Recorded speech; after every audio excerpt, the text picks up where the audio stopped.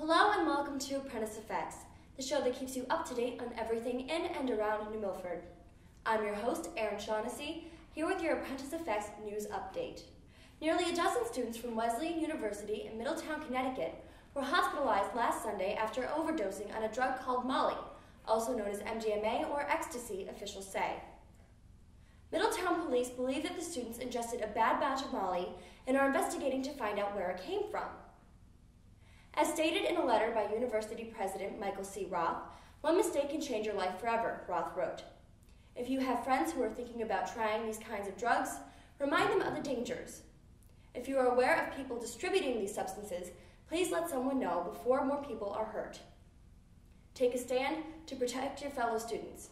Here at the agency, we urge you to take action in preventing drug-related incidents like this from happening by promoting drug abuse awareness and making safe decisions in your life. SATs are important to many students. I just wanted to show you a few mistakes that some students make.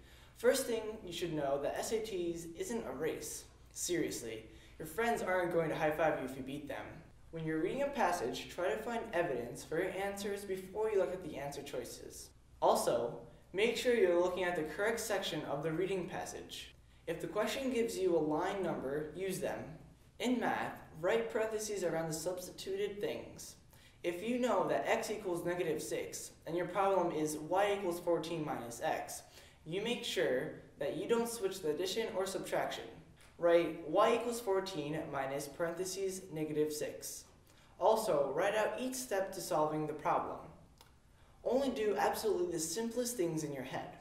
It may seem annoying, but it doesn't actually take much time. Writing is more difficult for some students. Read each paragraph and identify any errors in any of your sentences, and question them twice. One time for anything isn't really enough, so read them through a couple of times for anything that jumps out. Another helpful thing to think about is common errors in each type of underlined word. Finally, make sure your choices didn't create any new errors in your paragraphs or sentences. Hopefully those tips helped you on your preparation for your next SAT. On Wednesday, February 18th, Governor Malloy presented his budget proposal for 2016-2017 to the General Assembly. The governor proposed cutting more than $590 million in services to Connecticut. The cuts, as proposed, would have a significant impact on the youth agency's programming.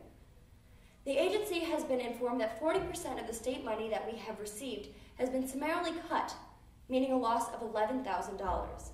Although at first glance this may not seem like a large amount of money, it would significantly impact our programs and the families we serve. By losing this funding, we would greatly reduce the amount of part-time seasonal staff, including teens and their supervisors who benefit from this job experience, and also provide great services to the agency and the community. Many students who work after school or in the summer help with a variety of tasks that make our program possible, such as prep for food and setup, for small workshops, and even large events like the health fair or parent university. In addition, our work crew, who maintain graveyards, help with our maple syruping, and more would have to be downsized. The impact goes beyond New Milford. A total of $1.3 million that goes to the youth service bureaus throughout Connecticut is part of the proposed in addition to the funding cuts. The governor is recommending that the YSB line item be removed from the current Department of Education to the Department of Children and Families. This raises concerns for YSBs.